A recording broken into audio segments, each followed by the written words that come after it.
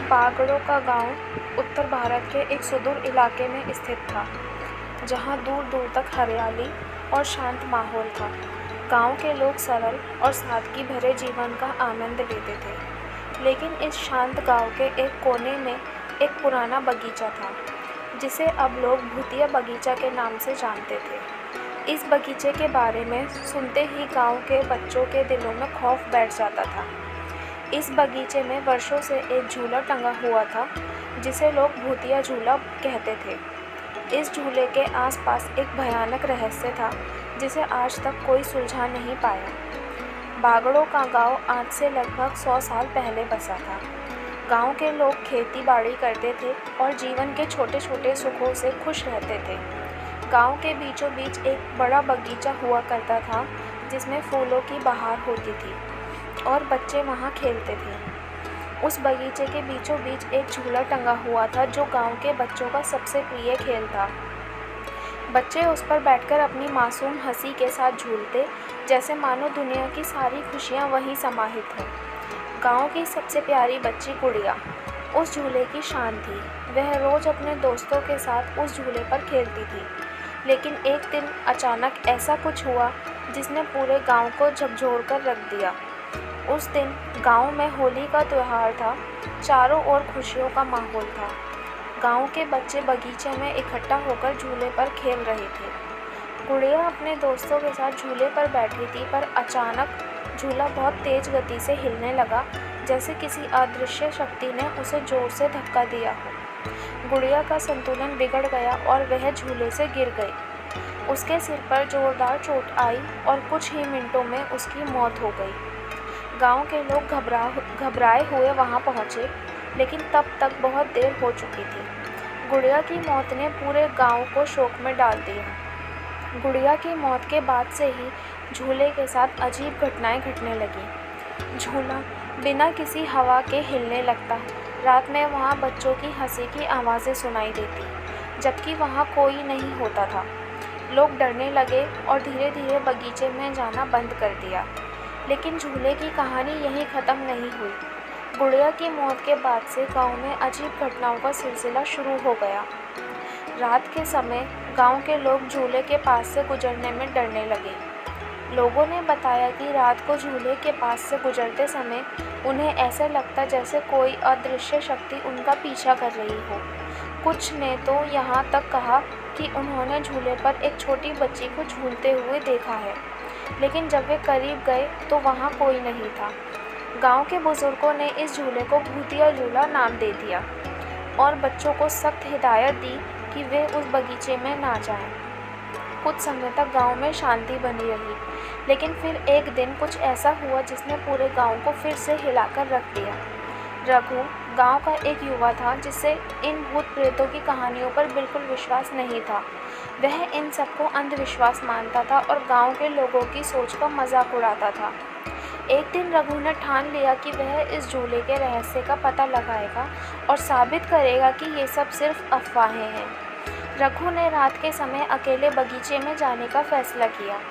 उसने अपने दोस्तों को बताया कि वह झूले पर बैठकर सबके सामने यह साबित करेगा कि भूत जैसी कोई चीज़ नहीं होती है। उसके दोस्त उसे रोकने की कोशिश करते रहे, लेकिन रघु ने किसी की एक ना सुनी। रात के 12 बजे रघु बगीचे में पहुंचा। चारों ओर घना अंधकार था और हवाओं की सरसराहट से पेड़ हिल रहे थे। बगीचा सुनसान था और एक अजीब सी शांति फैली हुई थी। रघु ने हिम्मत जुटाकर झूले के पास जाकर बैठने की कोशिश की। जैसे ही उसने झूले को हाथ लगाया, उसे एक ठंडी हवा का झोंका महसूस हुआ। रघु ने अपनी हिम्मत नहीं खोई और झूले पर बैठ गया। पहले कुछ मिनट सब सामान्य लगा, लेकिन अचानक झूला तेजी से हिलने लगा। रघु को महसूस हुआ कि जैसे कोई अदृश्य शक्ति उसे झूले से उतारने की कोशिश कर रही हो। उसकी सांसें तेज हो गईं और दिल की धड़कनें तेज होने लगी। वह डर के मारे चिल्लाया और झूले से कूदकर भागने की कोशिश की, लेकिन उसके पैर जैसे बंध गए हों। उसने महसूस किया कि किसी ने उसकी पीठ पर हाथ रखा है, लेकिन जब उसने पीछे मुड़कर देखा तो वहाँ कोई नहीं था। अगले दिन सुबह जब गांव वाले बगीचे में गए तो उन्होंने रघु को झूले के पास बेहोश पड़ा पाया। उसकी आंखों में खौफ था और चेहरा पीला पड़ा हुआ था। जब उसे होश आया तो उसने किसी से कुछ नहीं कहा, बस उसकी आंखों में एक अजीब सा डर था। कुछ ही दिनों में उसकी तबीयत बिगड़ने लगी और एक रात वह बिना किसी बीमारी के अचानक मर गया। रघु की मौत ने गांव वालों के दिलों में उस झूले का डर और भी बढ़ा दिया। रघु की मौत के बाद गांव के लोग और भी ज़्यादा डरने लगे। अब तो बच्चे भी उस बगीचे के आसपास भी जाने से डरते थे।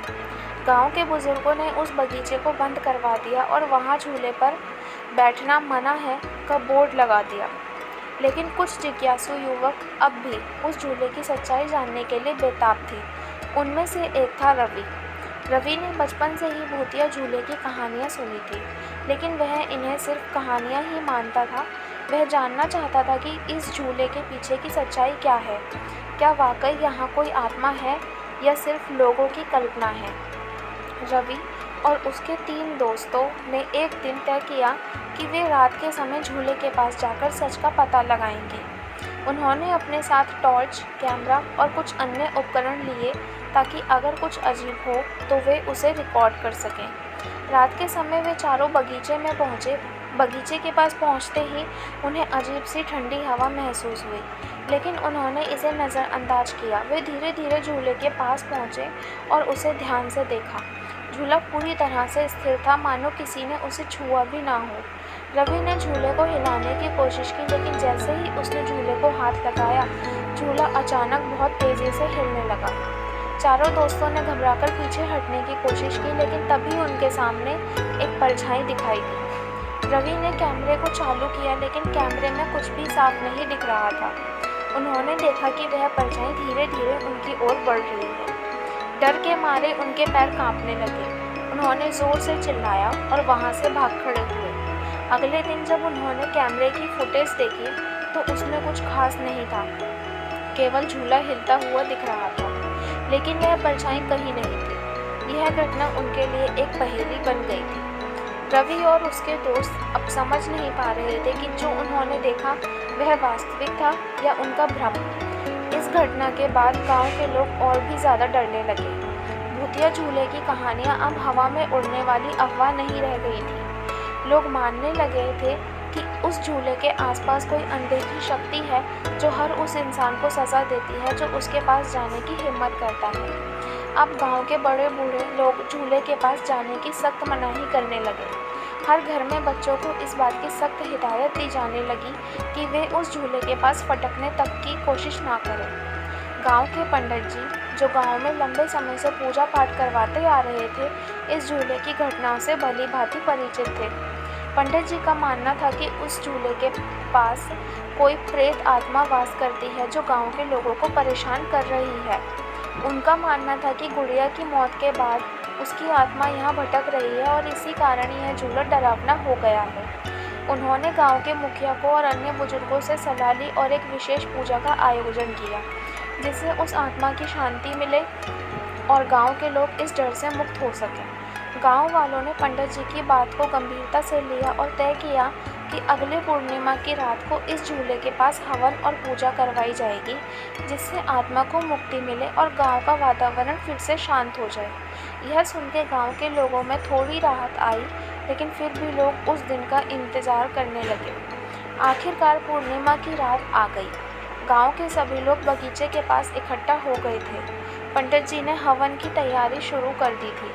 उन्होंने झूले के चारों ओर पवित्र जल का छिड़काव किया और मंत्रोच्चार शुरू किया। गांव के लोग मंत्रों के साथ बैठकर प्रार्थना करने लगे। माहौल गंभीर और डरावना था और सभी की आंखों में डर साफ झलक रहा था। जैसे ही पंडित जी ने हवन शुरू किया, अचानक हवा में अजीब सी सनसनी फैलने लगी। झूला, जो अब तक स्थिर था, धीरे धीरे हिलने लगा। पहले तो यह धीमी गति से हिला, लेकिन कुछ ही समय बाद उसकी गति इतनी तेज हो गई कि लगा जैसे कोई उस पर जोर से झूला झूल रहा हो। हवा अचानक ठंडी हो गई और पेड़ जोर से हिलने लगे। गांव के लोग यह दृश्य देखकर डर से कांपने लगे। पंडित जी ने तेज आवाज़ में मंत्र पढ़ना शुरू किया, लेकिन झूला हिलना बंद नहीं हुआ। झूले की गति तेज़ हुई और झूले से एक बच्चे की हंसी की आवाज़ भी आने लगी। यह वही हंसी थी जो गांव वाले पहले से सुनते आ रहे थे। गांव वालों की आंखों में डर साफ दिख रहा था। पंडित जी ने अपनी पूरी शक्ति के साथ मंत्रोच्चार किया और आग में घी की आहुति डालने लगे। उसी समय झूले के पास एक धुंधली सी आकृति दिखाई दी। यह आकृति एक छोटी बच्ची की थी जो झूले पर झूल रही थी। यह देखकर गांव के लोग पूरी तरह से भयभीत हो गए। पंडित जी ने गांव वालों से कहा कि वे अपनी प्रार्थनाओं को तेज करें और किसी भी हालत में पीछे ना हटें। उन्होंने कहा कि यह आत्मा गुड़िया की है जो अब भी इस झूले से बंधी हुई है। पंडित जी ने अंतिम आहुति दी और जोर से कहा, हे देवी, इस आत्मा को शांति दो, इसे मुक्त करो। जैसे ही उन्होंने कहा, झूला अचानक रुक गया और वह धुंधली आकृति धीरे धीरे गायब हुई। बगीचे में एक अजीब सी शांति छा गई। गांव के लोग कुछ समय बाद स्तब्ध रह गए, मानो उन्होंने कुछ ऐसा देखा हो जिसे वे कभी भूल नहीं सकते थे। पंडित जी ने गांव वालों को बताया कि अब गुड़िया की आत्मा को शांति मिल गई है और वह इस झूले से मुक्त हो गई है। गांव वालों ने राहत की सांस ली, लेकिन अब भी उनके दिलों में एक छोटा सा संदेह था कि क्या यह सच में ख़त्म हो गया। गुड़िया की आत्मा की मुक्ति के बाद गांव में धीरे धीरे शांति लौटने लगी। लोग अब पहले की तरह सामान्य जीवन जीने लगे। बगीचे को फिर से बच्चों के खेलने के लिए खोला गया, लेकिन उस झूले को हटा दिया गया। गांव वालों ने फैसला किया कि अब उस जगह कोई झूला नहीं लगेगा, ताकि इस तरह की घटनाएं फिर से ना हो। बच्चे अब फिर से बगीचे में खेलने लगे, लेकिन जब भी वे उस जगह से गुजरते जहां पहले झूला था, तो उनके दिलों में एक हल्की सी घबराहट होती थी। हालांकि गांव के लोग अब इस घटना को अतीत मानकर आगे बढ़ चुके थे। समय बीतता गया और गांव में एक नई पीढ़ी का जन्म हुआ। नई पीढ़ी ने भूतिया झूले की कहानियाँ सुनी, लेकिन वे इसे केवल एक मिथ मानते थे। उन्होंने वह डर महसूस नहीं किया जो उनके पूर्वजों ने किया था। लेकिन गांव के बुजुर्गों का मानना था कि जो कुछ भी हुआ वह एक सच्चाई थी जिसे नकारा नहीं जा सकता। बुजुर्गों ने बच्चों को उस बगीचे के बारे में चेतावनी देना जारी रखा। उन्होंने कहा कि चाहे झूले को हटा दिया गया हो, लेकिन उस जगह की ऊर्जा अब भी वैसी ही है।